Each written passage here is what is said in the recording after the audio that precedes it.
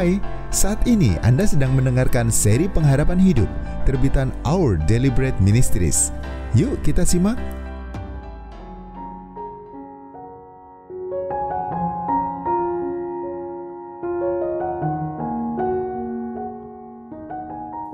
Mengapa aku merasa kesepian? Memahami akar kesepian. Apakah hidup telah menjadi rutinitas belaka? Bangun, berangkat kerja, pulang, nonton televisi, lalu tidur. Atau, barangkali hidup tidak semua nonton itu. Mungkin saja kamu sibuk melancong ke berbagai tempat baru atau membeli gadget canggih terbaru yang tersedia di pasaran. Bagaimanapun kehidupanmu, tentunya kamu pernah dilanda kesepian. Rasa sepi bisa menghinggapi kita di tengah kehidupan yang nyaman dan menyenangkan sekalipun. Ada yang pernah curhat padaku dan menceritakan bagaimana di tengah suasana reuni sekolah yang ramai dan riuh rendah, tiba-tiba saja ia merasa sangat kesepian. Seorang teman lain mengaku, walaupun ia memiliki pekerjaan, mobil, rumah, keluarga, dan semua kebutuhan jasmaninya terpenuhi, ia merasa kesepian. Kesepian begitu merajalela sampai-sampai negara Inggris membentuk komisi khusus untuk meneliti masalah kesepian. Dalam laporan hasil penelitian mereka, komisi tersebut menuliskan, perasaan kesepian tidak memandang usia ataupun status. Berbagai golongan bisa mengalami kesepian, misalnya pasangan yang baru memiliki anak, mereka yang memiliki keterbatasan fisik, anak-anak, perawat, pengungsi, hingga lansia. Menanggapi laporan tersebut, di tahun 2018, Inggris mengangkat seorang menteri urusan masalah kesepian. Dalam pernyataan persnya, Perdana Menteri Theresa May mengatakan, kesepian adalah kenyataan pedih dalam kehidupan modern yang dialami oleh banyak sekali orang. Kesepian dan kaitannya dengan dunia modern. Memang benar, gaya hidup modern sekarang ini dapat memperparah rasa kesepian. Ada 3 alasan yang mendasarinya. Pertama, dalam kehidupan modern, orang kerap bepergian untuk bekerja dan bahkan kerap tinggal beberapa tahun lamanya di luar kota atau luar negeri karena tuntutan pekerjaan. Gaya hidup yang tidak menetap seperti itu menyulitkan kita membangun ikatan dengan lingkungan dan kelompok pergaulan yang ada di dalamnya. Dimanapun keberadaan kita jadi semakin enggan dan kurang mampu membina persahabatan yang erat karena tidak adanya kepastian berapa lama kita akan tinggal di situ. Kehidupan sosial yang berpindah-pindah bisa membuat kita merasa tidak pernah benar-benar menjadi bagian dari suatu tempat dan tidak seorang pun mengenal kita dengan akrab. Kedua, semakin hari kita semakin bergantung pada teknologi seperti smartphone, tablet, dan komputer. Menggunakan peralatan canggih itu memang sangat menyenangkan, tetapi juga menciptakan tembok pemisah antar manusia. Semakin sering kita berkutat dengan layar gadget, membuat kita semakin jarang berinteraksi nyata dengan orang-orang di sekitar kita. Teknologi bisa menimbulkan kecanduan, sehingga orang lebih suka menatap layar ketimbang bercakap-cakap secara langsung. Aku pernah bertanya kepada seorang teman, mengapa ia lebih sering online daripada bertemu dengan orang lain. Menurutnya, mengobrol langsung dengan orang lain hanya membuang-buang waktu, melelahkan, bahkan tak jarang mengecewakan. Pernahkah kamu merasakan hal yang sama, sehingga lebih suka menarik diri dan berinteraksi dari balik layar saja? Obrolan tatap muka memang memiliki tantangan tersendiri. Namun, barangkali kita tidak sadar bahwa terlepas dari semua kesulitan itu, interaksi langsung jauh lebih memuaskan daripada komunikasi online yang cenderung singkat, dangkal, dan terkadang dilakukan dengan orang yang identitasnya tidak jelas. Kendati resikonya lebih sedikit, komunikasi online biasanya kurang memuaskan. Ketiga, mungkin sulit bagi kita mengakui bahwa kita kesepian, bahkan dengan orang-orang yang terdekat sekalipun. Ketika bertemu dengan teman-teman dan menyapa, "Hai, apa kabar? Ngapain aja akhir-akhir ini? Bagaimana keadaanmu?" Rasanya tidak mungkin kita mengharapkan mereka bakal menjawab, "Aku kesepian. Aku lagi kesepian. Aduh, aku kesepian banget nih." Dalam kebudayaan kita sekarang ini, kesepian sering dipandang sebagai kelemahan atau tanda bahwa kita pecundang yang tersisih. Tuntutan sosial memaksa seseorang untuk selalu terlihat bahagia, penting, dan sukses. Kita pun tentu lebih suka hidup kita terlihat keren, memamerkan gadget dan pakaian terbaru, membicarakan restoran terbaru yang kita temukan, atau perjalanan wisata terkini. Jadi, kita memanfaatkan teknologi untuk menampilkan citra diri yang kemilau. Kita memilih foto-foto yang terlihat keren atau nyentrik untuk dipajang. Pokoknya, hidup ini asyik. Namun, benarkah begitu? Adakah kesenjangan antara gambaran yang kita tampilkan dengan keadaan sesungguhnya?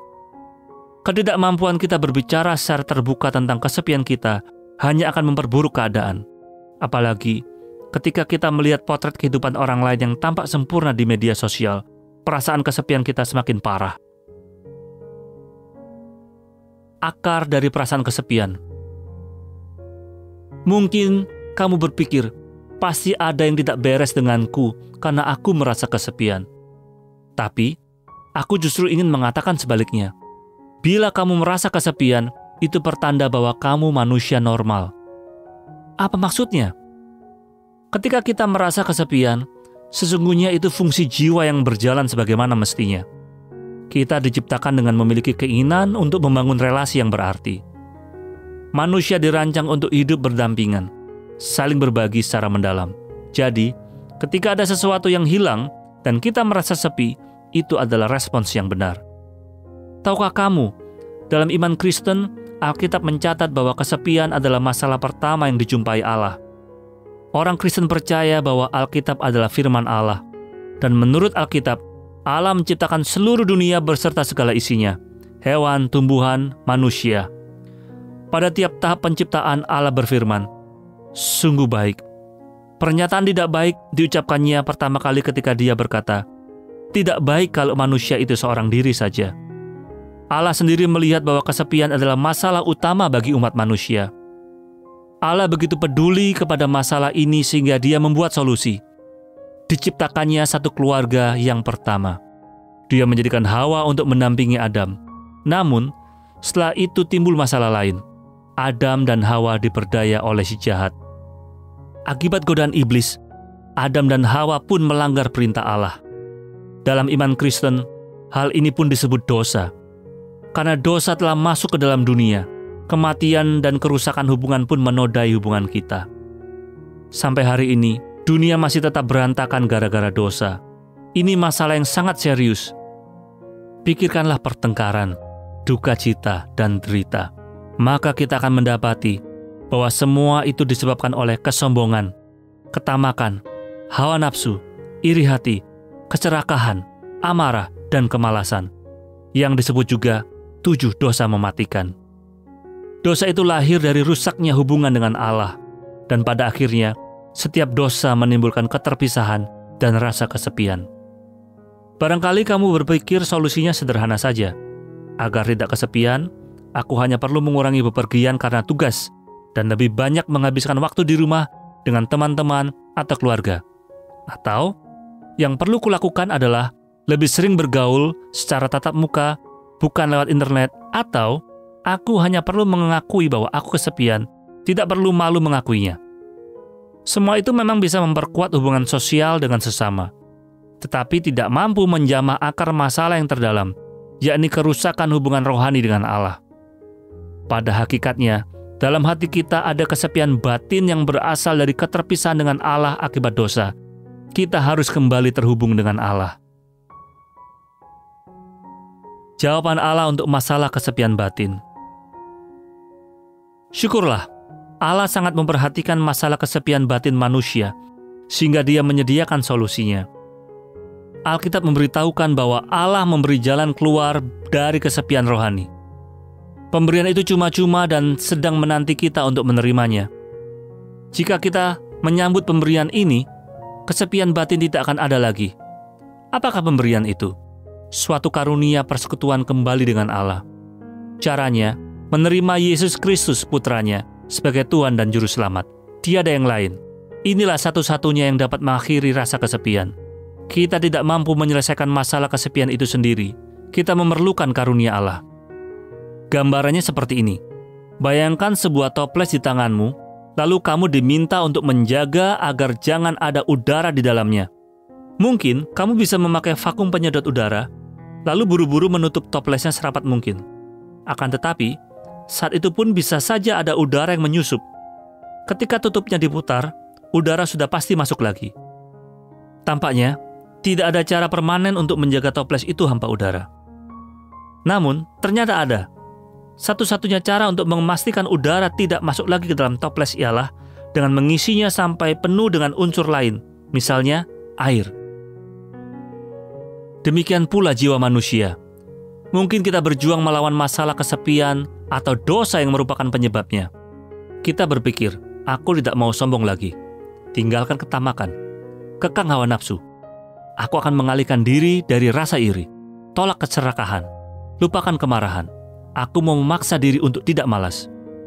Namun, sekeras apapun kita berusaha menyingkirkannya dari kehidupan, dosa akan selalu kembali menyusup masuk seperti udara ke dalam toples. Akan tetapi, ada satu solusi. Kita perlu mengisi hidup ini dengan hadirat Allah. Dan hal itu bisa terjadi dengan menerima Yesus Kristus sebagai Tuhan dan Juru Selamat. Yesus telah menyerahkan dirinya bagi kita untuk membebaskan kita dari segala kejahatan dan untuk menguduskan bagi dirinya suatu umat, kepunyaannya sendiri yang rajin berbuat baik. Titus 2 ayat 14. Dialah yang memampukan kita untuk mengatasi dosa yang menjadi penyebab kesepian. Yang terpenting, Dia masuk dalam kehidupan kita dan memenuhinya dengan hadirat Allah. Bersama Yesus sebagai Tuhan dan Juru Selamat, kita tidak akan pernah menderita kesepian batin lagi. Akhir kata, menerima anugerah Allah akan menghasilkan rasa aman yang permanen. Mengapa demikian? Sebab kita sepenuhnya dikasihi dan seutuhnya dikenal. Dikasih sepenuhnya? Benar. Kasih Allah bagi kita bukan ucapan belaka. Dia sudah membuktikannya dengan menciptakan solusi kekal bagi masalah kesepian. Dikenal seutuhnya? Ya, Allah menciptakan kita. Maka Dia tahu segala keinginan, pikiran, dan cara-cara kita yang terdalam. Bersama Allah, ada kepastian abadi bahwa kita tidak akan pernah sendirian, sebab Dia beserta kita melewati pasang surut kehidupan. Apapun pergumulan serta kekurangan kita, anugerah dan kasih Allah selalu terjamin. Terima kasih ya karena Anda sudah mendengarkan seri pengharapan hidup ini. Untuk mendapatkan materi-materi dengan judul-judul lainnya secara online, silakan kunjungi website santapanrohani.org/SPH. Tuhan memberkati.